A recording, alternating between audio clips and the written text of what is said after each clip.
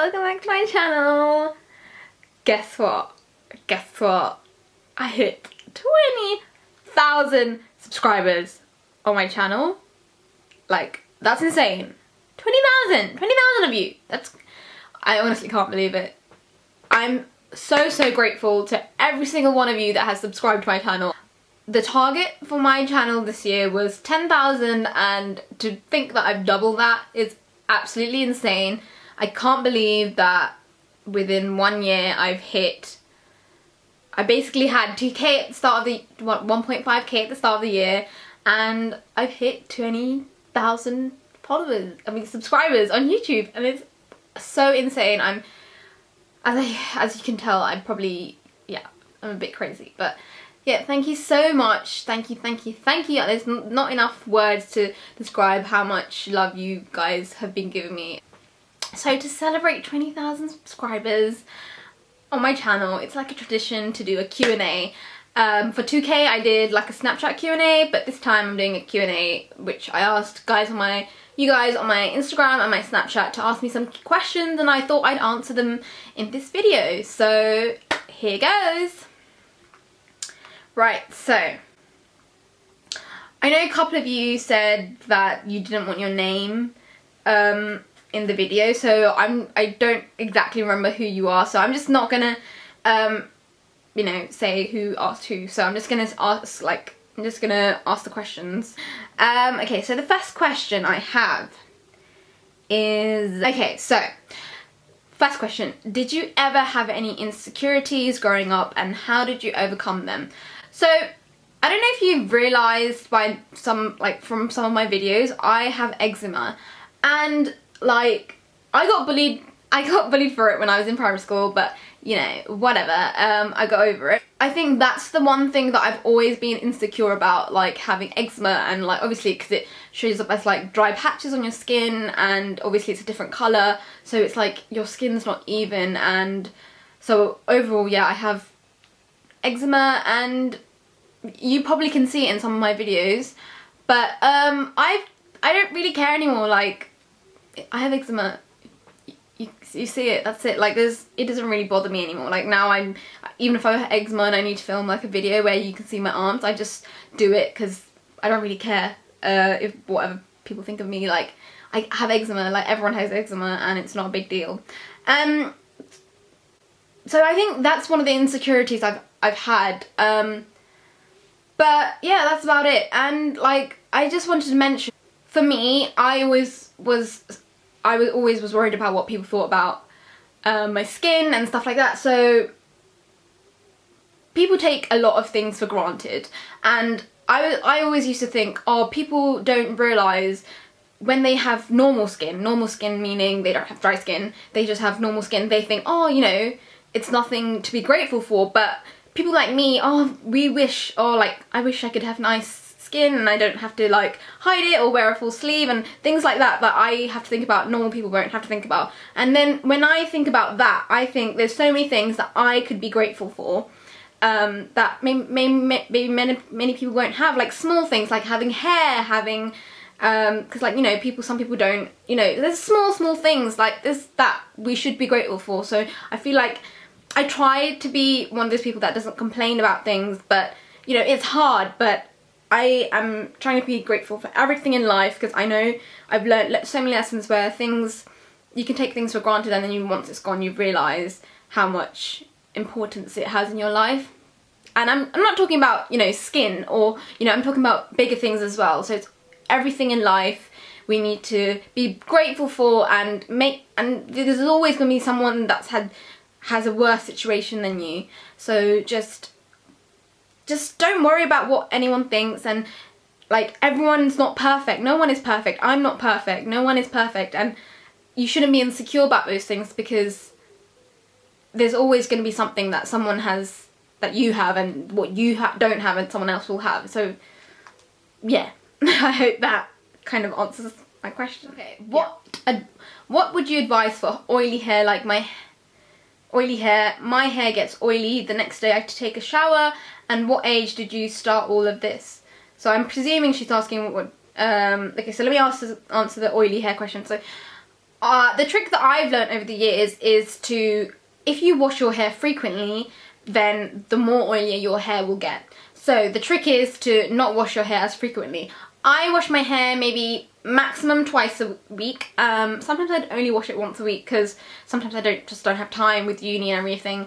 But if I have an event, then it probably will be 2 times a week. And when did I start all of this? I started all of this, well, I started YouTube back in 2015, but I wasn't posting, I didn't take it seriously until this year.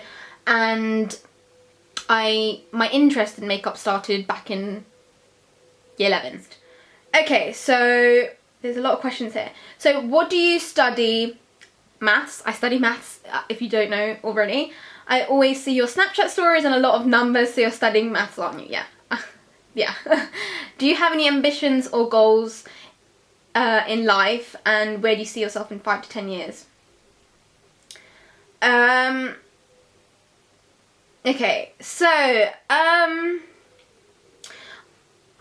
one of those people, like, I'm always like, I think about these things too much. Like, I pretty much planned how I want my life to be, but I sometimes feel like if you plan too much and then it doesn't work out, you get disappointed and you're just like, you know, you're just stuck in the mud. So I feel like, yeah, I have a rough plan of what I want in the next 5 to 10 years, but I'm trying to stick to a very vague plan, if that makes sense. So hopefully I'll be hopefully married, hopefully, and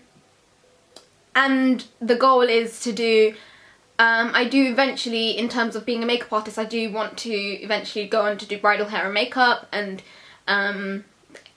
yeah, so that's probably what I want to do. And hopefully I'll be on 200k on YouTube, yeah, and also doing my 9 to 5 job with my second love, maths. And another thing that I've written down, because I answered these questions before so that I'm not stuck in this video, the main thing that I want to have in 5 to 10 years is to be happy and healthy and all the people that I love around me. So I think that's, above all the rest, happy and healthy are at the top. I'll do that.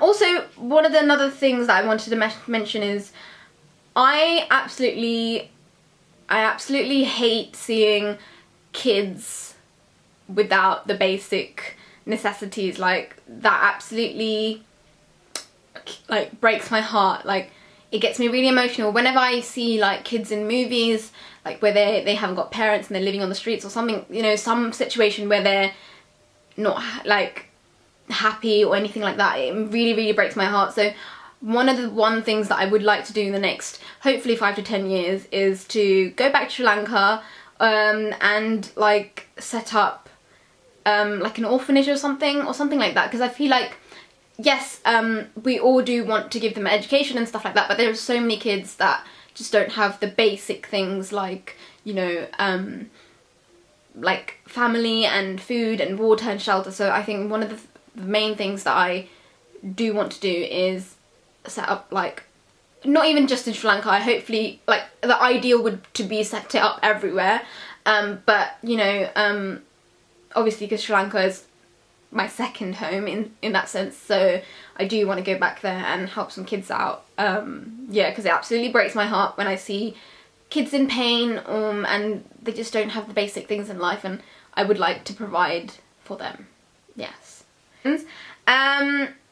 How do you think about arranged and love marriage? So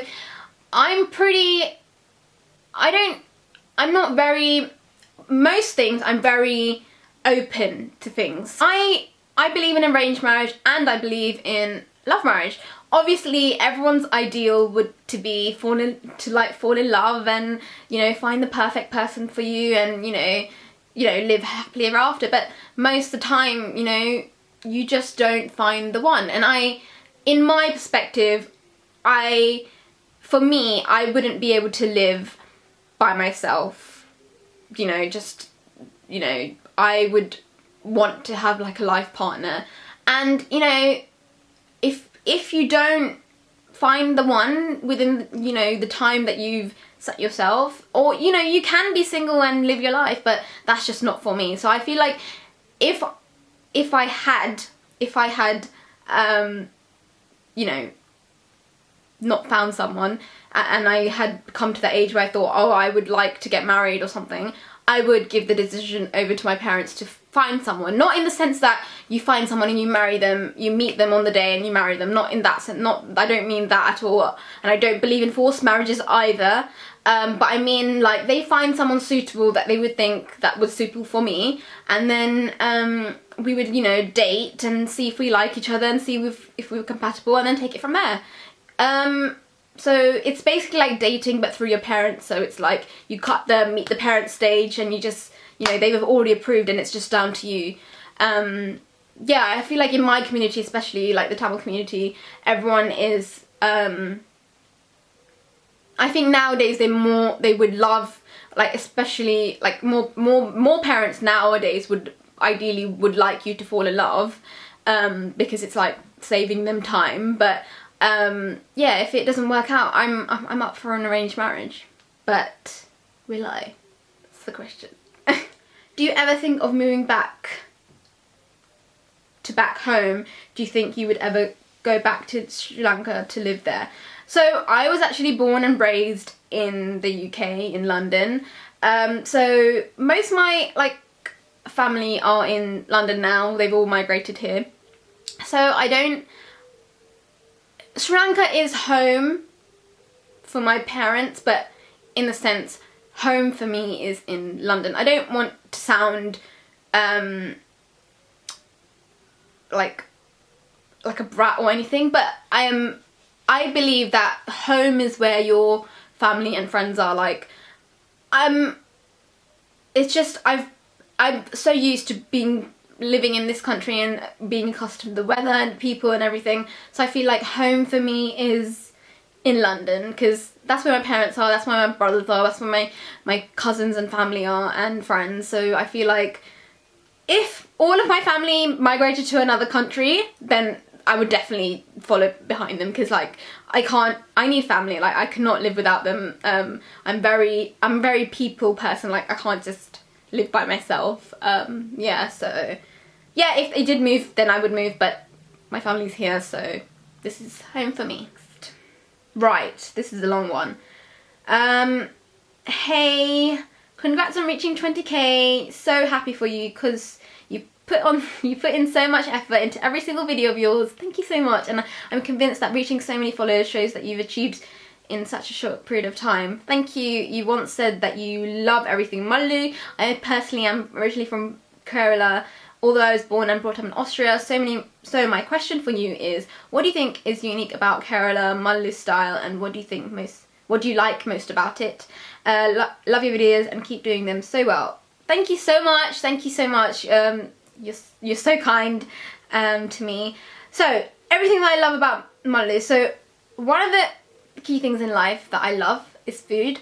So guys, like, Kerala is like known for the seafood and their pitte, like puttu.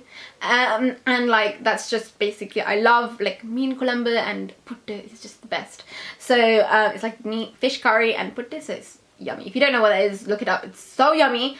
Yeah, so like Kerala is similar to Sri Lanka in the sense that where my parents are from, they live by the sea. So they eat, like, my parents both grew up eating a lot of like seafood, and I absolutely love seafood. And so Kerala would be like such an ideal place to go, because they're like known for their seafood.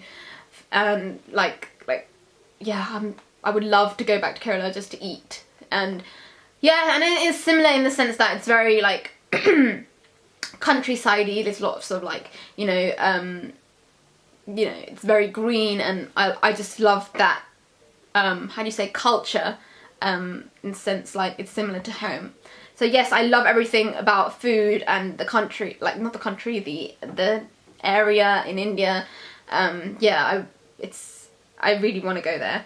And also another thing that I love is the traditional like Mallu look, the white and gold sari that you wear for Onam. It's just stunning. I like white and gold. How can you go with a white and gold sari? Like, it's stunning. You guys, your weddings are like super nice. It's similar to ours as well, like the Hindu ones are similar. Yeah, so that's another thing I love. And the language is also very similar. I know like a lot of people that don't know Malayalam or Tamil, they most of the time they think that they're the same, but yeah, they're almost similar. Like I can understand a few words when I see Malayalam people talking.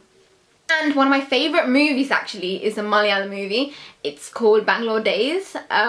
Sorry to the people that love the Tamil version. If you haven't seen the Mullis version is so much more better, and the characters, everything, it's just 10 times better. Yeah, so if you haven't watched Bangalore Days, watch Bangalore Days. And my favourite actor, one of my favourite actors is Dulquer Salmaan. Yes, if you haven't, well, he looks the best in Okay Kanmani. After I watched Okay Kanmani, I absolutely fell in love. Like, I loved him before, but after Okay Kanmani, I was like, oh, he's so good looking, and he's just such a good actor, and he knows Tamil, and I'm just like, oh, you're amazing. Yeah, so I love so many things about Kerala, and all of you Mulli people, you guys are amazing. Hey, I know you're into Korean food. Was wondering if you listen to K-pop. If you did, who are your faves, and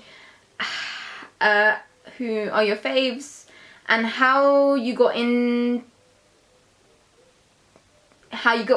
it? I think she meant how you got into just the food. Yeah, so I think she's asking if like how I got into loving Korean food. Yeah, so I don't really listen to any K-pop because I don't know, I just don't. But my brother, he absolutely like is obsessed with everything Korean. Like he watches all the dramas, all the like songs, he knows all the like bands and everything. I don't know anything on that side of things, but I know everything Korean in terms of food, like everything, like literally like even kimchi. Like at the start I was like, nah, I don't really like it, but then now I'm absolutely love kimchi. Like bibimbap is one of my favourite meals. Kimchi jjigae, what else do I like? Like Korean barbecue, KFC. Yeah, I absolutely love the food. I would definitely want to go back to Korea just to have their amazing food. But yeah, that's basically, yeah, I love everything Korean too. Okay, next. After you finish uni and get a job, are you going to do makeup classes and start going into the makeup industry as well part-time, or just forget about it and stick to your job related to your studies? Hey, that's my plan. I'm definitely, my main focus is my job related to my degree, but yeah, definitely I do want to go further in terms of the makeup side of things, because I do love my maths, but makeup comes just that one little bit above my maths. So yes, I do definitely want to go into that side of things, and yeah, I do want to further my knowledge on that side of things. And yeah.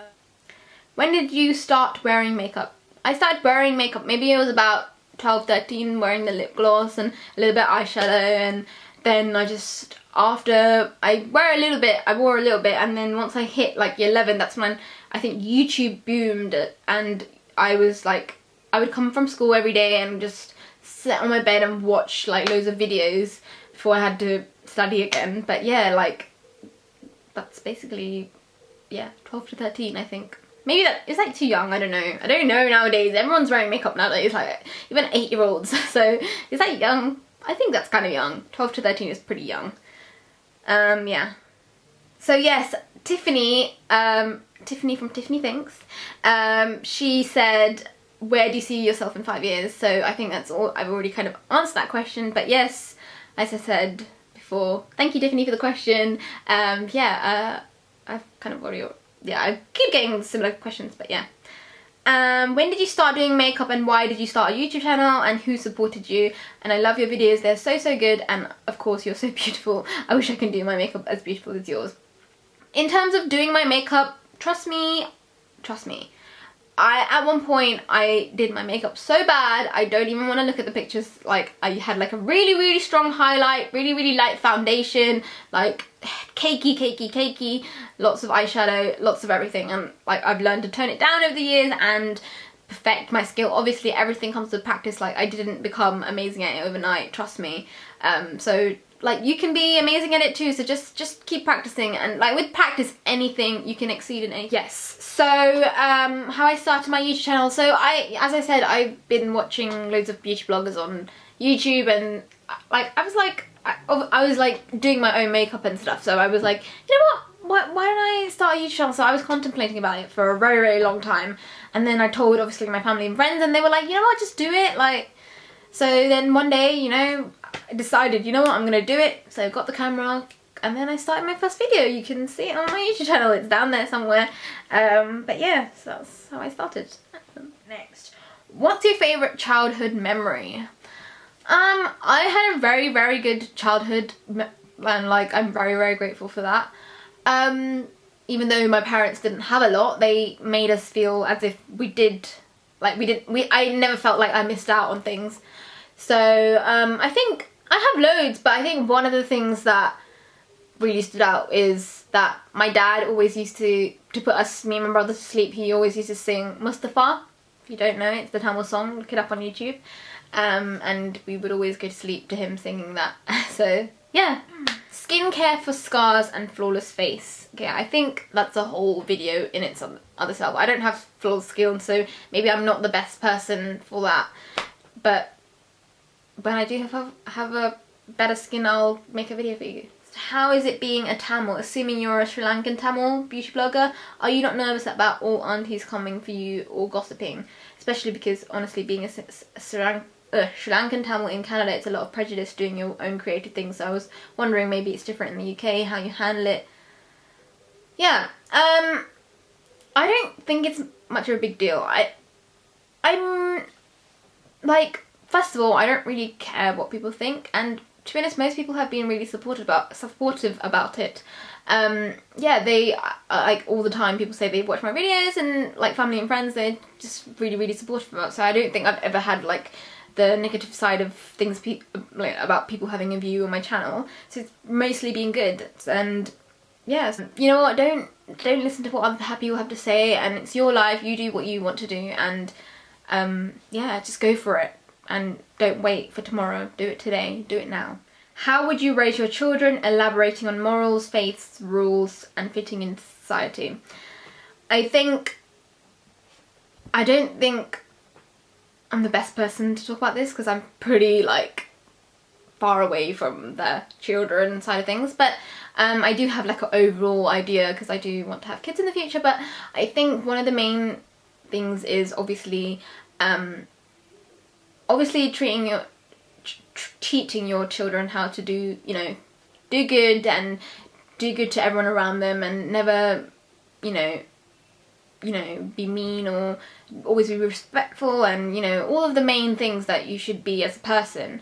But also raising them to be independent. I think that's in my view, I think that's your role as a parent, is to basically raise your children to be independent, and show them and prepare them for the world that is out there, because it is a very, very cruel world. There's good things and bad things out there, and you need to prepare them for those type of things. So I think, yeah, making them independent, and teaching them about good values, and treat people with respect, and have love for everyone, and always be kind. I think that's one of my top rules.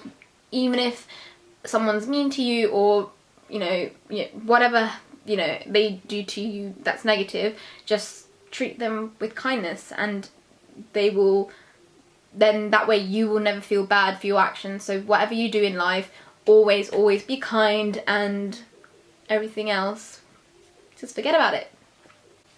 As long as you're true to yourself and you do good by yourself, no one can fault you. When you study, what is your effective way? And I personally have stationary faves for note taking. What are yours? I know, weird question. I already have a 12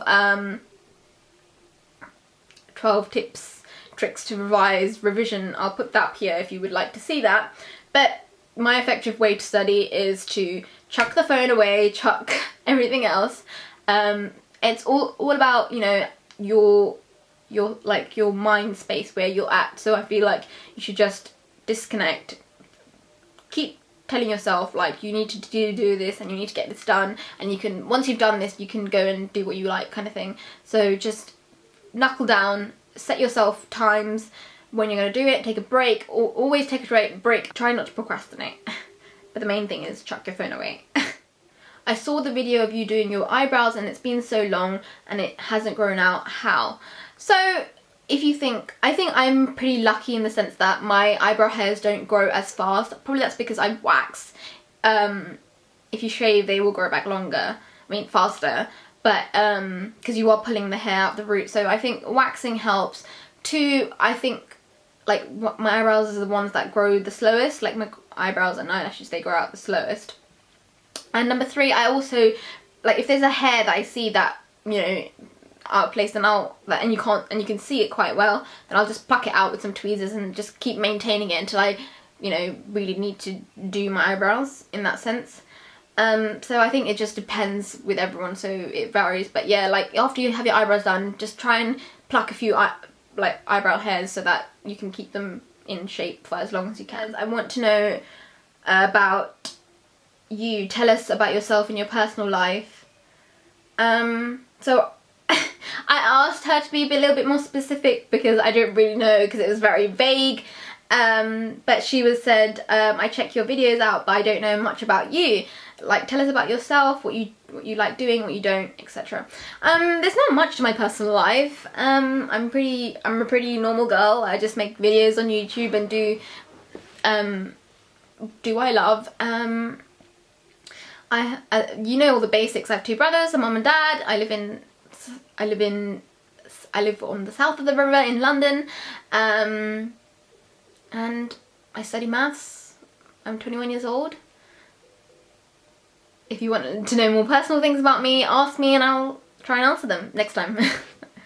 So sorry if that was vague, I just don't know anything else. In the sense that what I like to do and what I don't like to do is I like to eat, I like to watch movies, I like to listen to music, I like to dance now and then, just like having fun. Yeah, that's pretty much it. I think that's all the questions that I've answered. So I hope that's answered a little bit more about myself and you got to know me a little bit better. Thank you so much to everyone for asking me your lovely questions, and you're always for being so kind to me on Instagram, Snapchat. I will leave all my details below if you would like to follow me.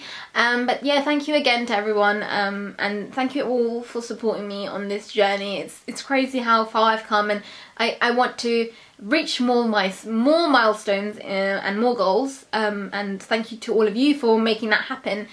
It's actually like I still like pinch myself, like, is this actually happening? But thank you so much for all the love. Have a wonderful new year, and I wish you all the best for the 2018. And don't forget to give this video a like. Please give me a like. Don't forget to comment down below about maybe another question you would like to ask me, and I'll make another video. And do subscribe and do click the little bell icon down below so that you stay notified about when I release new videos. Click it now, click it. Share this video and I'll see you guys next time. Bye! Thank you!